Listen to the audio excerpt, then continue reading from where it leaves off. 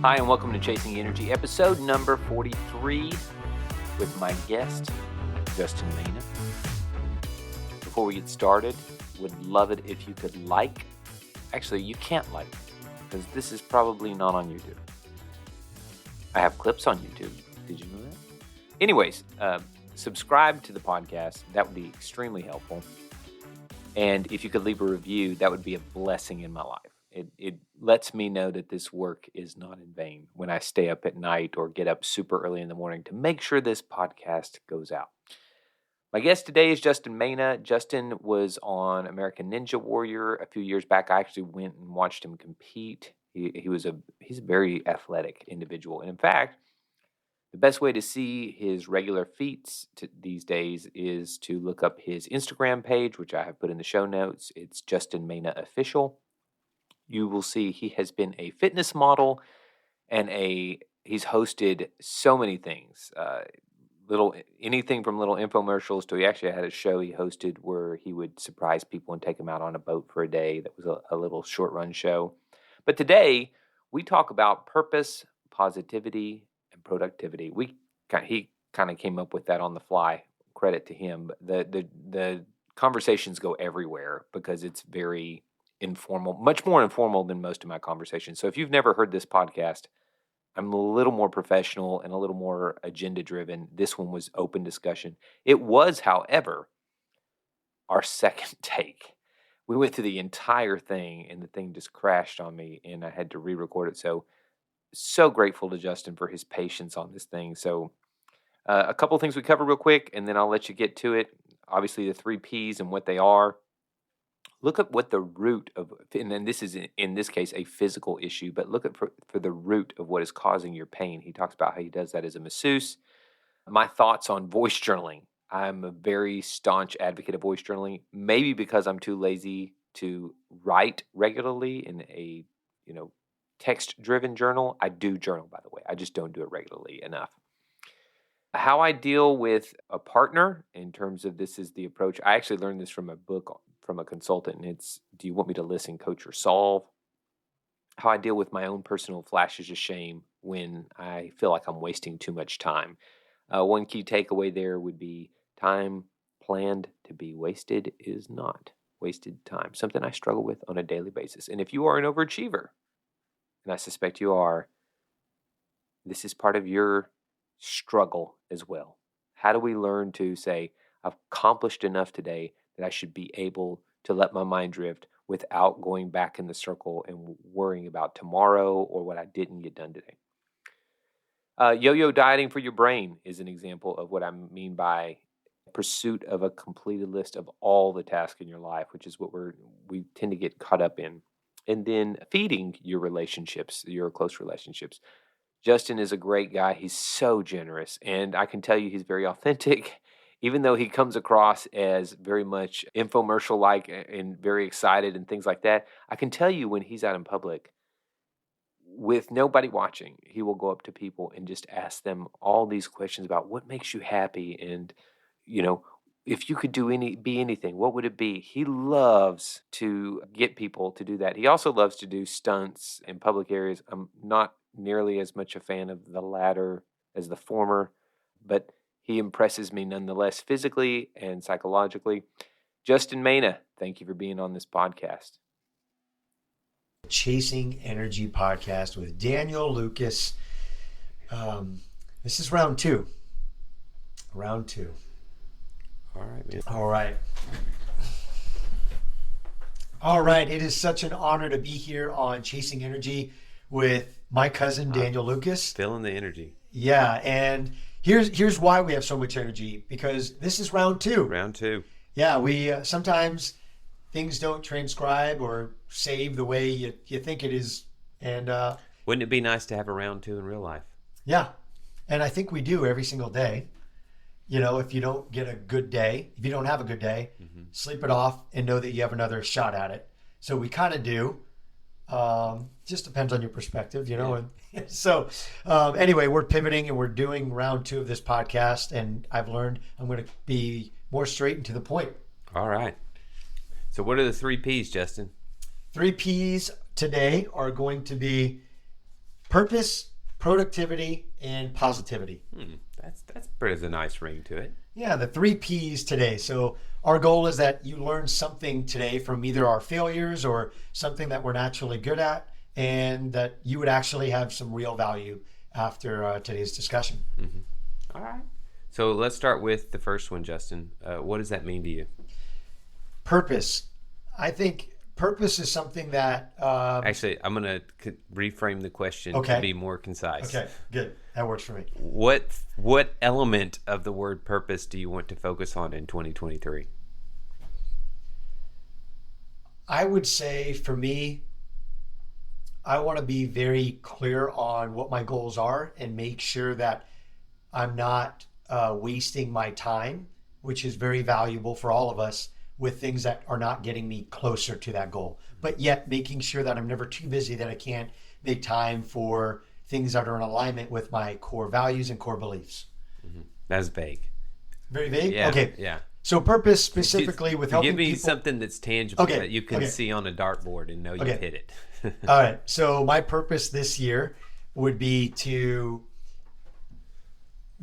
overall, I want to help people overcome fear and not live a complacent life. And what that looks like this year for me is helping people by way of media, by way of having a show, whether that's through a podcast or whether that's through a TV show concept I have called the Fear Hunter Show, where I'm helping people overcome fear by asking them questions and even giving them an opportunity for me to walk alongside them to help them overcome that fear, whether it's a few hours or multiple days. Yeah. So launch the Fear Hunter. Yes. Okay. That is tangible on a dartboard. Launch the Fear Hunter 2023. What about the next P?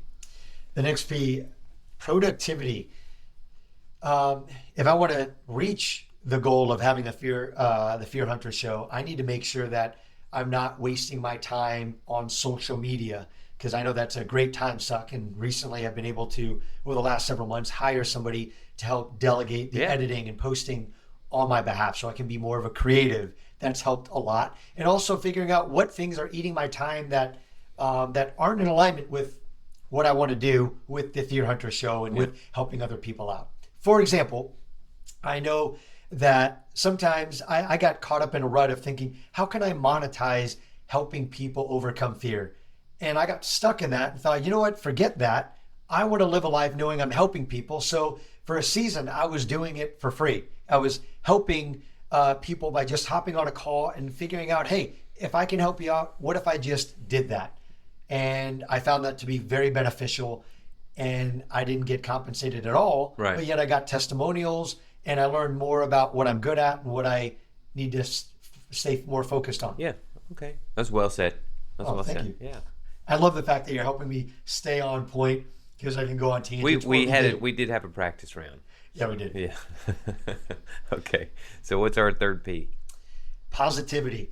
One of my favorite quotes is by Winston Churchill. Success is walking from failure to failure with no loss of enthusiasm.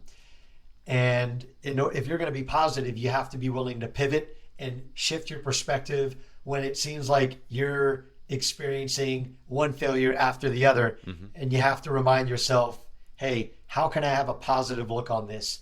And sometimes that's just surrounding yourself with people who can help you look at the zoomed out perspective and help you realize how far you've actually come or how much you've learned, because some of the failures in life are the greatest lessons that are going to reach people. They don't care about all your successes. They want to know how much you had to go through the trenches to get to where you're at now. Okay. So tell me, what were the biggest changes in that element for you in 2022? With which P? Yeah, with positivity. Positivity.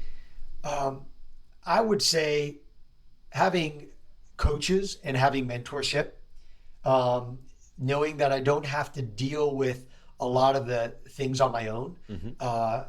For example, when I enter a roadblock, I can talk to somebody about it, and I had to be intentional. Some coaches are going to be free.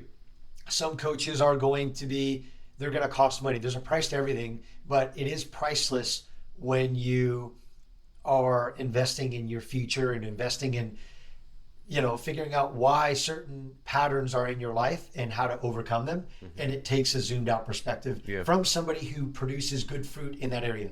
Don't ever take advice from somebody who is not producing good fruit in that area. Just like your best friend, they may not be financially well off. Do not take financial advice from them. I mean, it's simple. All right. Tell me a little bit about, in 2022, what were the biggest changes you made in terms of your diet or your health? The diet and health. I feel like I'm on that journey right now. I know that my diet isn't the best right now, but I do know that if I work out consistently, I'm more conscious of my diet, because I know that if I'm not performing well, there's probably a good chance that has to do with my diet or inconsistency in the gym or lack of recovery. I've noticed as I do more extreme things, I can have injuries, and it doesn't mean I can't overcome them. It doesn't mean I should stop working out, but I should be more conscious of my rest and recovery. For example, I have a condition right now called medial epicondylitis. In other words, climber's elbow, and or golfer's elbow. It's the same thing, whereas tennis elbow, instead of it being in the ulnar area of your elbow, it's on the radial side. Oh, okay. Yeah, so it's just difference as far as, are you pushing, pulling, and the angle you're using that muscle. So I need to focus more on pushing more than pulling, and resting that muscle and not being stubborn to do things anyway, because then it'll just inflame that muscle and I can't really fight my body, push through it. So I'm being more proactive with that, and just enjoying the process of stretching and recovery, and knowing I want to live a life where if I fall down, I'm able to get back up. Whereas if you get older and not do anything, it's more drastic. Okay, so from a training perspective, are you focused on what are your big focuses right now? Right now is doing different things, because I love switching things up in the gym, but I love doing things that make me sweat and things that are different. So right now, novelty. You're a man of novelty. I remember you telling me, like maybe a year ago on a phone call, that you did a different-ish workout almost every day. Yeah. And a lot of people come up to me in the gym and say, "Hey, what are you doing? What are you training for?" Because they see me doing backflips and doing backflip burpees or backflip pull-ups, or walking on my hands. Like literally just the other day, I went into a handstand, sled, when you're pushing the sled, and sometimes you can pull the sled with the rope. Instead of walking backwards with a sled, I was walking on my hands pulling the sled. Wow. Yeah. So that video hasn't launched yet, but literally got into it. I had to figure out how to get into a handstand, in the right way, and then started walking with it because I can walk on my hands. So I do things like that because they're fun, but also I focus on how can I hold a handstand longer? How can I keep the right form? And I'm enjoying that process and not having to be super extreme in it. Okay. Yeah. And listen, I'm not preaching about having an ultimate goal there. I mean, I'm not in a competitive state right now, but what are you weighing in at right now? Right now, I'm at about 160, 162. I'm a little heavier than I've ever been. I was going to say, you're usually about 150. Yeah, if I'm running 150, 155 would be about where I'd stayed most of my adult life. Okay. So I'm a little heavier now, and I realize I want to make sure that there's not a pattern of me increasing. Yeah. I'm a little heavier right now too. I'm about 170, and I think if I'm running, 165 is probably about my peak weight right there, where I've still got the strength but I've still got the power if I need it. Yeah. I want to my main motivation for working out is to not be limited by things. If an earthquake happened and versatility is the very thing that when you train, you're being versatile, just talking about your hands. I mean, I couldn't do it, I'm sorry, I am not able to do it today. Right, I could learn to do it. Yes. Yeah, and just learning to pivot. Like I'm watching videos on how different techniques for the elbow. For example, one really great technique is, so if you have medial epicondylitis, a great technique is taking a fry pan in your hand, having a 45-degree angle, and then slowly letting it drop. So you're not exerting force and a pronation rotation, but you're slowing it down, you're keeping it from falling down, and that helps develop like kind of the opposite muscles. And I need to focus more on pushing than pulling, and those are effective methods. And I've also heard of acupuncture as well, just allowing that muscle to fully relax, release, and then allow your body to go through a slow process of recovery. There's got to be a neat pun there for like wrist over fingers for the knees over toes guy. Okay. But yeah. It's all about, Yep. I mean, his whole approach is doing the opposite direction Yeah. of everything. So if he squats, he does the thing where he pulls his feet towards him. If he pulls the cart forward, then he turns around and pulls it backwards or whatever. Yeah. The idea there being to work your muscles in both directions so you don't have this wear and tear of just unidirectional. I actually did a little bit of spinning this morning, and I did like 5 minutes backwards, just to kind of keep it a little novelty. It's funny whether you're on elliptical or a bike or even when you're walking. When you go backwards, it's at least as hard. I mean, it's not like it's any easier. Yeah, one great technique that was amazing for me. It helps switch up your routine. If you're the type that runs and gets bored with that, I challenge you. If you're in an area where you have mountains, turn backwards and start running uphill backwards. It is a tremendous workout, and just do it for maybe 20 seconds and then turn around. And every minute or two, turn around and jog backwards. You don't have to run backwards with a huge stride. Just moving your feet little bits. It helps a lot. One other thing that I discovered with my I had wrist pain at some point, and I realized I was massaging the area of the wrist. I've been a massage therapist for almost 20 years, and I realized it was coming from the strain of a flexor muscle in my forearm. And I realized I can massage my wrist all day at that insertion point, but it wasn't near as effective as when I stripped everything in my forearm and found the exact issue. Then I got relief. So a lot of times you can have referred pain, because of something else. Yeah, I mean, one of the tips that I heard, especially when I had a lot of lower back pain, was start upstream or downstream of where you feel the pain. Yeah. Because it meets in the middle, or there's a delay there. So for my lower back pain, what it was often the case was my glutes were either tight or my hamstrings were tight, and they were pulling on my lower back. So oddly enough, you would roll out with a roller, and then your back would feel good. Yep. Those three are very closely connected: the lower back, glutes, and hamstrings. Yeah. All right. So, anything else you want to share about maybe the timeline for the Fear Hunter? Right now, my strategy is to go live on Instagram, interviewing a lot of business entrepreneurs, and just finding out what has worked for them, what hasn't worked for them, what fears they've encountered in that process, maybe in the past and what they're currently going through. And then that would be one part of the Fear Hunter show, which is in alignment with the Fear Hunter show of walking the streets and helping people overcome fear. So I'm just going to be walking through that, learning and making sure that I am setting benchmarks so that I know I'm moving forward. Yeah. And I'm looking forward to having those there so I can clearly see it. As my mom would always remind me, if you fail to plan, you plan to fail. And sometimes I don't clearly map out what things look like. And there are two nuggets that I want to share with you, and we can dive into one or go back to back.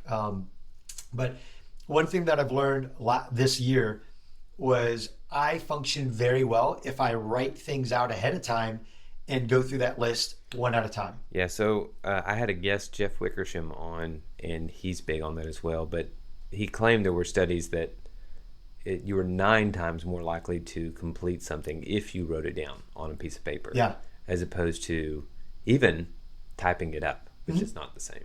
Well, okay, let me say, I think this will be entertaining. These are the things you should not do. No, these are the things you should do if you want to fail at being productive. So one thing is don't write anything down. Yeah. Another thing is don't tell anyone else about the goal. Yeah, don't tell anybody else. Yeah. Start doing a bunch of other things that aren't written down. Don't be specific. Yes. Don't be specific because let me tell you why. If you are starting that task and you're not specific, you can get overwhelmed and think, this is taking too much time in my brain. Let me skip it. I think it's the opposite problem. I think when people are not specific, they tend to say, I put a goal to be a happier person in 2022, 2023, and well, I don't really feel like doing anything right now. I'm perfectly content. Yeah. So you're looking at that and you're going, how do I feel right now? I'm happy. I'm content. Yet I made a goal to be, a happier person. So that's a vague goal. That's a great example. The idea there, Justin, is that it invites rationalization. Mm-hmm. And rationalization, the definition of it is when you tell yourself a story. So my kids would be able to recite that to you ad nauseum because their father says it all the time. I'm like, are we rationalizing here? What's the definition? Are we telling ourselves a story? So therapy sessions in the car. Yeah, therapy sessions in the car. Yeah. And anyways, that when someone wants to state a goal or an objective, the first thing, especially because I was a facilitator, we used to call it, how do you operationally define success? And that means that you could take that statement and stick it in front of a team and you would know when you would hit the finish line. Yeah. And that whole team would know based on the verbiage. So if you said, Justin is going to reach a bigger audience this year, well, literally one person follows you and you can check that off the list. Yeah. Have a number. Yeah. In my case, I have to set metrics because if I say more, that's not saying much. You can't grow something that you can't measure and reflect on. Yeah. So if you can't measure it, it can be so vague and you're not really going to move anywhere. Yeah. So those are, that's something that, so if you want to be more productive, write everything down and do not add things to that list until you've gotten those things done. And I would even go further to prioritize your top 1, 2, or 3 things. Don't just get them done. Make sure they're at the very top of when you start a task, or else you will find that you're tempted to do other things just so you can get a bunch of small wins. But the one thing you really want to do are those top 3 things. Make sure you also anticipate more than enough time to do them because you're going to find in life things happen, and you want to make sure you can value your own word, because sometimes you value your word to other people more than you value your own word to yourself. And that can psychologically create a mess of a person where you don't trust yourself at all. And I hated being that person. One other thing I wanted to share with you guys was how to not be a 72 take person. And I'm personalizing that because I grew up being a perfectionist, growing up with a family of musicians, and also being in the industry of acting. And you have to, you're competing against so many other people. You have to be perfect, but don't let that transcend into your relationships and your personal life, because you're not a perfect person. It doesn't mean you shouldn't strive for excellence, but let me give you an example. I did not want to be the type of person who takes 72 takes to get one good take, because the example comes from a video that I was supposed to film and send back to somebody. They thought it was an excellent video, but they didn't know it took me 72 takes. I felt open enough, and I had to be vulnerable enough to seek help. And I said, hey, I don't like who I am being the 72 take person. I was very frustrated. And I was just thinking of my future spouse having to deal with somebody filming it so many times. So I reached out to this person and said, hey, this took me 72 takes. Can you give me any advice on how to overcome this or to be better? Yeah. And he told me 3 things, and I'll never forget them. This is the second time saying this because we've done this once before. So we're more to the point now. The first thing he said was pretend like you're live. And hey, if you have to do it one more time, that's totally fine. That's real life. The second thing is what resonated with me most. He said, it might not be perfect, but it's good enough. That, I think, is a message for some of you people who are stuck in perfectionism. And the third thing ties in beautifully as well. Realize that even if it's not perfect, if it's 50% or 80% of what you want to come out there, realize there is a purpose of why you are, like even right now, we're on this podcast. There is a reason for this podcast. And I do believe that there are people listening to this where it is maybe 50% of how I wanted to execute communicating this, but it is going to be good enough for some people to hear it, for it to change their life. Mm-hmm. And that's it. So don't be a perfectionist, get it out there and realize it's good enough, and I think that'll help a lot of perfectionists out there. Yeah, as they say in the entrepreneurial community, ship it. Ship it. Ship it. Yeah. Yeah. You should be a little bit embarrassed of your first product, is what they say. And there's also a book of a man who he struggled with writing his first book, and he said, hey, here's the 80% rule. Like, just make sure it's 80% good, then you can revise it. That's your rough draft. When you revise it, do 80% of that, and then 80% of that. And then you end up with not like whatever it is, like 99.7% like effectiveness or whatever is 97%. Yeah. It's just get it out there. What did you say? Ship it? Ship it. Yeah, ship it. Yeah, you 80%, should be a then little bit revise it. embarrassed. Yeah. Yeah, because then you have room for growth. Mm-hmm. You expose that you're a human being. Yeah. It's good. It's not bad. Well, this is why timelines work in our favor is, it forces us to say, okay, I've agreed that this is the date. People are going to see what it looks like no matter what on this date. And that keeps you from being able to continue to tweak it, right? Yeah. It gets, I've learned that I'm very creative. I think because I grew up procrastinating. I'd wait to the last minute and then have to get creative to figure out how to get it done. So it's just. So this podcast, it's a little over a year old, and I started with the idea of it over a year before the first one aired, because I kept thinking it was going to be something along the lines of like This American Life, just very well produced, narrated. I was going to have these wonderful guests, and then I realized like this is never ever going to happen. Like if I'm waiting for all this stuff to line up to be that perfect, this is never going to ship. So from there it was putting things in motion, and sometimes those things involved payments of for example the hosting platform and all this, to where I was like, okay, now I'm paying for all this stuff. I've got to ship something. And of course, I mean, you hear this from mentors all the time, but it's different when nobody's watching. That's the hardest part, because when nobody's watching, it is so easy to say next month. I told you I did an open mic night. A few weeks ago, and I specifically remember even like the night that I was thinking about going to that open mic night, going, I could wait till next month, and I'll have 3 more weeks to practice these songs that I want to play, and they'll be that much better by the time. Yeah. And of course, it was just rationalization. Yeah, and then you won't get it done. Yeah, and I would not have gotten it done. What's one process that you've learned in the creation of Chasing Energy that was a big struggle, but you actually have persevered through it and actually enjoy? Is there something that you've learned to enjoy in this process? I've learned nothing, dude. Nothing. No, I'm kidding, dude. I don't know how to respond to that now.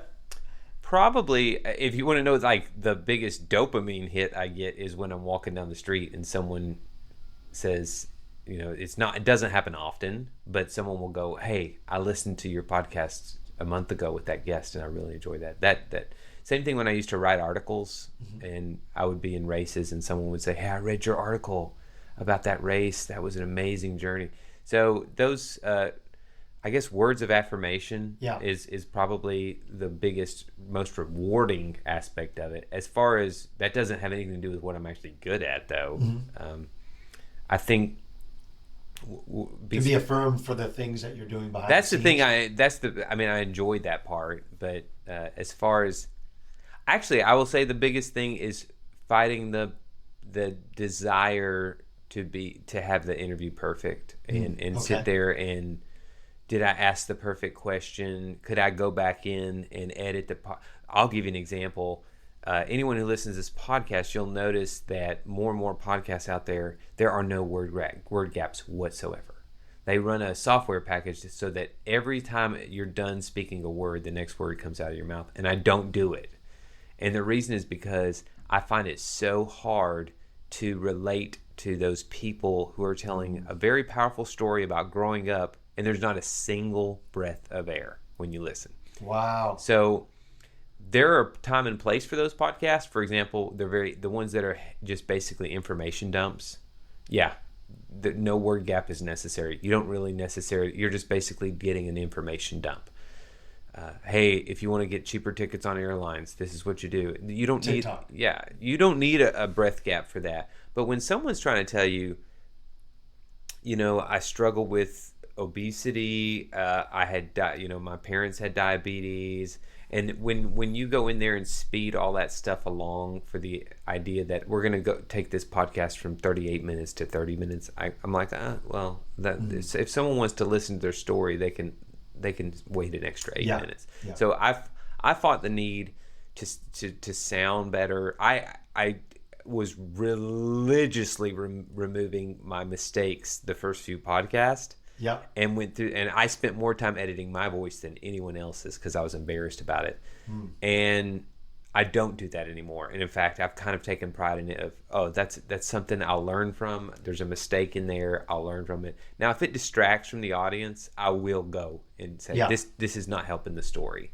A delivery man coming to your front door while you're in the middle of an interview or something like that. Yeah. But being at peace with going, okay, this isn't quite what I wanted to be. And in fact, the way that I escalated that, Justin, was when I agreed to do. I was pretty lazy. I was doing one podcast every other week, and there were definitely weeks where I did not deliver one. I was like, who's listening anyway? When I did that deal recently, where I agreed to do 2 podcasts a week, it made me get way more aggressive and way more comfortable with mistakes and just putting the content together and shipping way more than I had been before, because I was like, I have committed to 2 days a week. This is a big deal. And it also, I don't know how long I'm going to continue it, but for the time being, it's almost worth the fee I'm paying with the guy that told me to do that, which was, he's helping market the podcast. It's almost worth it from like a coaching perspective to have paid him that money. And then I sit here and go, now I have to deliver to a week. Now I have to deliver. Yeah. And also when I'm on training, like when I'm training or walking now, I know that I have to put together a solo episode in 3 days. Okay. And I have to come up with the idea, refine the idea, write out the key points, and then record it. It's usually a 3-day process. And knowing that I have to do that causes my brain to think in different ways when I'm on the run or the walk. I'm thinking to myself, now you have 72 hours to get this from concept to delivery. What do you got for me? As opposed to saying, maybe I'll do it, maybe I won't. Those ideas tend to just kind of go off into the ether, right? Yeah. They don't get captured. They don't get refined. So the thing that I think I'm most grateful right now with this podcast is that it has kind of held me over the flames of saying, I'm going to create things, refine them into what I consider to be packageable stuff. Last week's podcast, what is today? 28th. Yeah, so I think it went out Friday. Was the one I told you were what lessons I learned from having COVID, right? Yeah. Okay, that was not an easy one to put together and record because I just didn't feel like it. But the point being, I was looking at those points and going, if I had one more day, I could put together some acronyms to make all this come together. But instead I was going, okay, you got to ship. You got to get it recorded tonight. Good. And the rationalization part of me will say things like, what if we just got up early and recorded it? And I was like, no, dude. Ship it and get it ready to where it's in the pipeline for tomorrow. That's the other thing. The more often than not, doing the episode a day or two in advance has been the smartest thing I've done. If anything, I should be doing them weeks in advance. But with the scheduler, you can put them in the queue. They'll go out on whichever day and time you suggest. So it's kind of like the idea of doing your homework for the exam 3 days early. Everybody agrees it's a good idea, but nobody actually wants to start studying for Friday's, Friday's homework on Monday and have it turned in by Tuesday. Yeah. Like that it's just in our nature to say, how much more time do I have? So I'm still fighting the urge. It'll be interesting when I told you I was going to do more traveling. So it'll be interesting to see if I can pre-build some content up to ship out and and basically be scheduled for when I'm stepping away from the mic or whatever. For that we didn't talk about it on this time around, but the 3-day effect of being away from technology. Yeah, I love that. I while you were talking, I kind of had this, just like this image of you being on the go when you do your solo podcasts. Mm-hmm. How effective would it be for you to just speak while you're on the go? Like, if you can, the quality is not going to be super effective. Me speaking on the go is not the problem. People wanting to hear that is I don't know if my stream of thought is worthy of this audience's ears. I first, just so everyone knows, I've been voice journaling for almost 15 years. Mm-hmm. So I collect my thoughts and voice to text, or you're just no, it's voice. Audio. It's audio, and the reason that I insist on voice journaling is because I've never found another way to have more of capturing the inflection of what you're going through.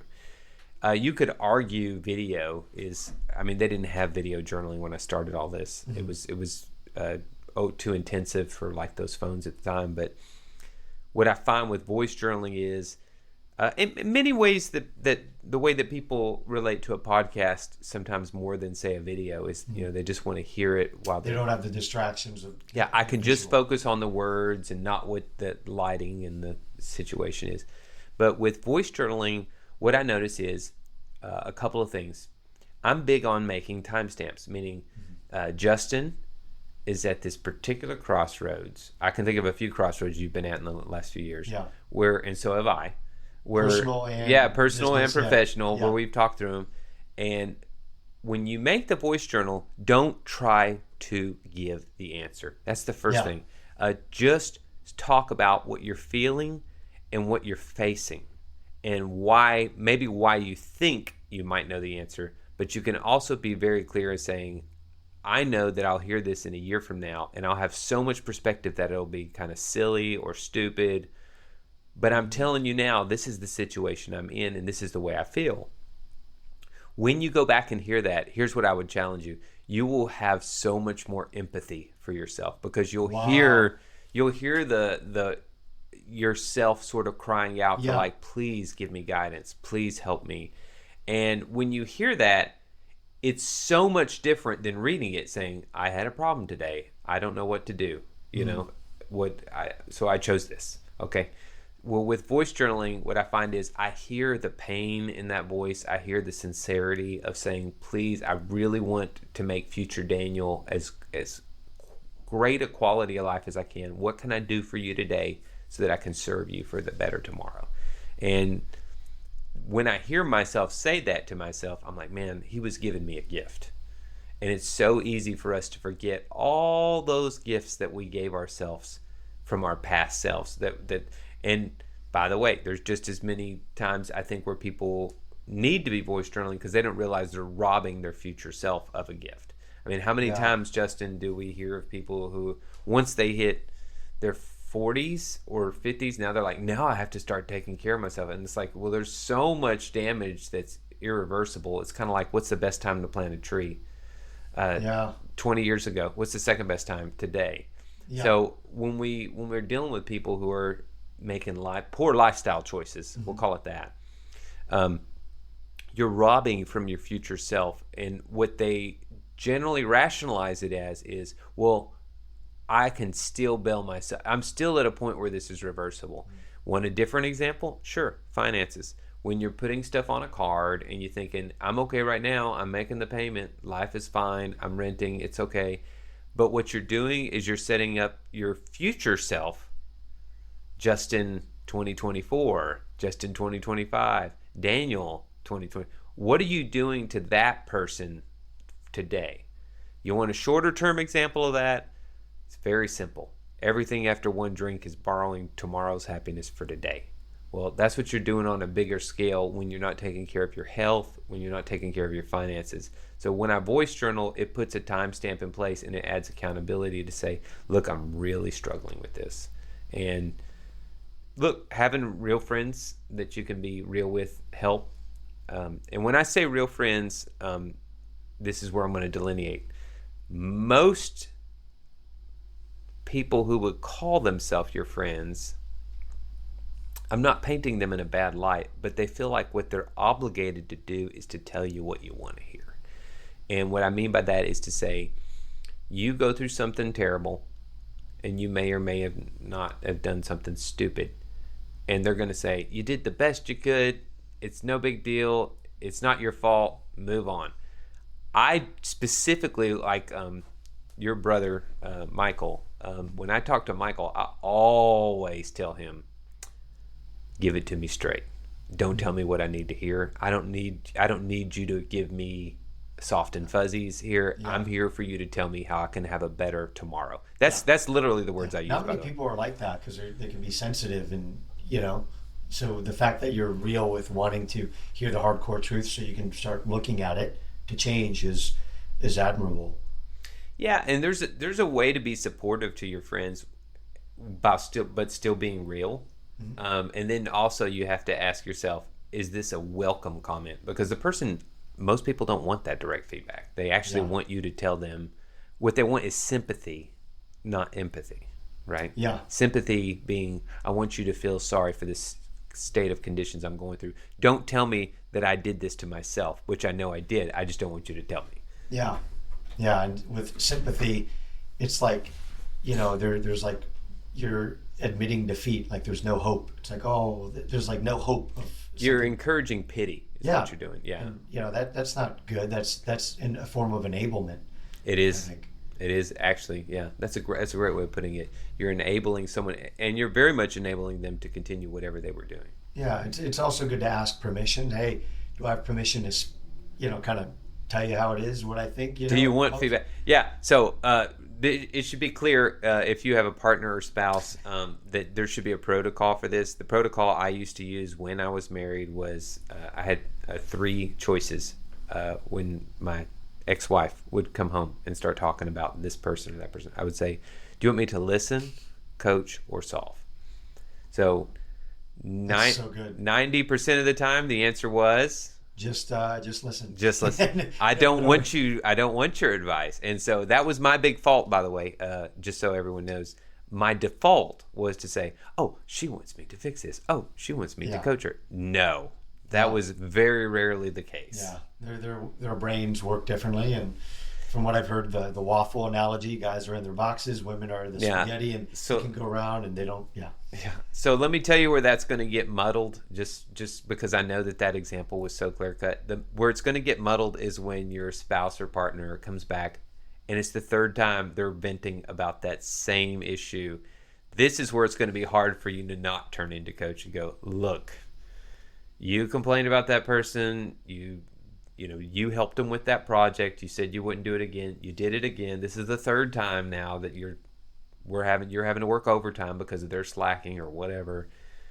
This is where I'm going to have to start turning into coach. So there should be an escalating slide there. Don't get me wrong, depending on your relationship with that person. I think that's why it's important to know what your core beliefs are, core values, and really think about what those look like. If you want to be a man or woman of integrity, if you want to be a loving, courageous person, have that person hold you to that. So then if you do ever enter a crossroad of not acting like that, that other person can call you up to that higher place and say, hey, this is the type of person that you say you want to be. Yeah. It's not in alignment with what you said you want it to be. Yeah, so holding you to your own standard. Correct. And I think so then it's more than why do you think I keep asking you about your 2023 goals here, Justin? I'm going to hold you to your own standard here, buddy.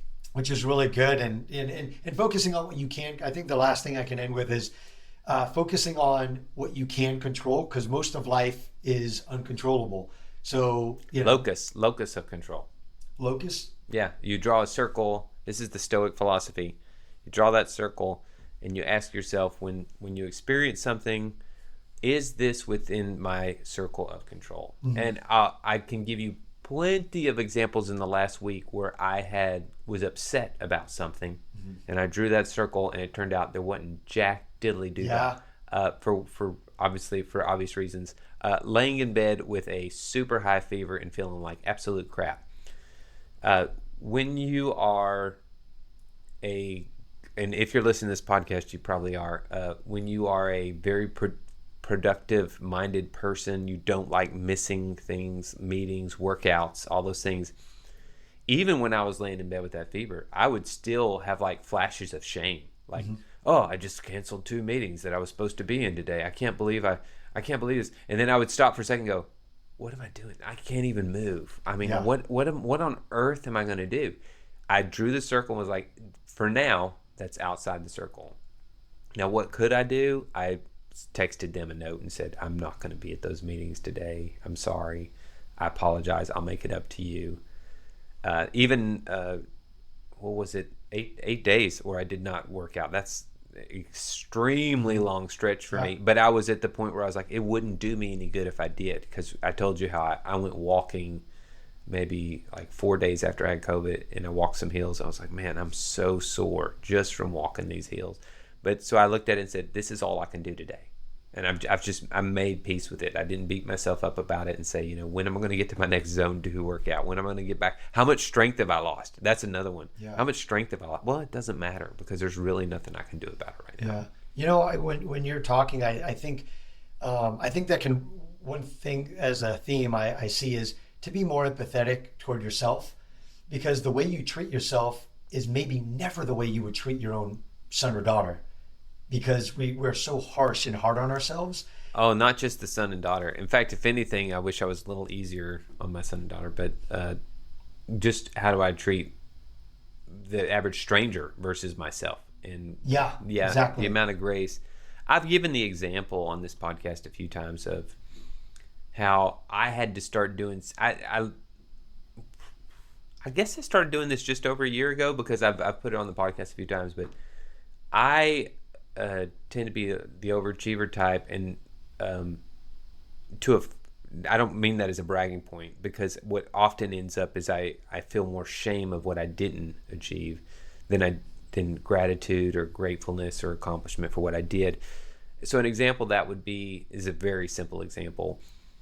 If I left dishes in the kitchen and went to bed and then saw them the next morning, I would be the first person to beat myself up and say, how could you do that? How lazy are you that you couldn't do these dishes? Never mind the fact that I cooked dinner every single day. Yeah. And it didn't happen often, but when it did happen, I would shame myself. And so I tried a little experiment, and it actually worked. I would say in the evening, when I would be going to bed and I saw that pile of dishes, force yourself not to do them. I would say, I'm giving you, Daniel of tomorrow, I'm giving you grace and forgiveness for this. You're not allowed to give yourself grief over it. Okay. When I would see the dishes in the morning, I'll go, oh wait, yeah, I'm not allowed to do that. Okay. And it was just that simple step of saying, no. I know how you are. You're going to obsess over this. Don't worry about it. So the same protocol is what I've been using for, we said it in our first go around, which was, you were talking about rest and recovery. I said, a time planned to be wasted is not wasted time. And so what I have become, my kids will tell you, I am the worst when it comes to like sitting and watching a movie. Like to me, it's like, we are going to have to sit for 2 hours. Are you out of your mind? What are we doing? Yeah, I'm gonna have to do some plyometrics in the floor or do dishes while this movie's going, depending how stupid it is. And looking at those situations now and saying, we journal, or I'm sorry, we create our to-do list, right? And my day, by the way, my to-do list day is Sunday. I write out my entire week. Yeah. Everything from my workouts to my to-do list, everything is written out on Sunday. But what I've started doing is 2 things. Number one, I say, Daniel, if you check off most everything on this list, you're not allowed to look back on Saturday and say, I don't feel like I got anything done this week. Wow. So that's one. And then number 2 is that I specifically, it's kind of like a 1.2, because it's really a subset of that, which is to say, I specifically put in there, like, you're not allowed to feel like you wasted time watching a movie if you got this done. What would historically happen is I would get it done, and then I would sit down and watch the movie, and then I'd feel like guilty. I'd be like, this is 2 more hours. I could go do all this other stuff, you know? Yeah. Never mind the fact that I would be completely out of balance and just frazzled and exhausted. It's kind of like yo-yo dieting for your brain, right? Yeah. You go all in, and then you get to a point where your willpower is just famished, and you're like, no, I don't want to do any of it. It doesn't bring me joy anymore. You have to rewire the way you're thinking and be the adult, the loving adult, demonstrating unconditional love in your own life, give you grace, but also celebrate the things that you actually achieved and not feel guilty. And like I know we were talking earlier about, you may be very intentional about the friends you have, but if you don't ever get to see in action how they're your best friends or your closest, then how are you ever going to feel that? For example, you may have very close friends, but if you never allow them to see your vulnerable side, if you never call them and say, hey, I need help, because you can figure it out on your own, you're never going to feel that they are your core friends, because you might just be fearing that you might have a false hope that they can actually be there for you. And yeah, I mean, when it comes to friends, it's a live thing. It's a plant. It's a verb. It's not something that's a noun. Mm-hmm. You have to constantly be watering it. You have to constantly be putting things into it. It doesn't get to a certain point and then stay static indefinitely. We're human beings that are always changing, and if you're not being part of that change in somebody's life, you're losing your impact. Yeah, like a roommate, you're either blessing or a curse. Like you're not gonna be in the middle ground. Yeah. There's you're either liking that person or you're not. So yeah, hopefully some of these nuggets, something resonated with you. In fact, whatever resonated with you, we just want to encourage you to reach out to either one of us. Let us know what impacted you the most, and maybe even something that you would love us to dive into more. Maybe you liked us sharing some more personal stories, or would like us to share more personal stories. But also, if there is something that I can personally help you out with, I want to extend that invite. You guys can follow me on Instagram, Justin Maina Official. The link will be in the description. And if there's an area of fear that you're struggling with, I would personally love to help you out with that. And however that looks, maybe I can give you a few steps or hop on a discovery call with you, something, because I genuinely know that that's part of my calling, and I want to stick to that purpose. That it is, Justin. That is, and thank you for sharing your message today. Yeah, thanks for having me on. Appreciate you.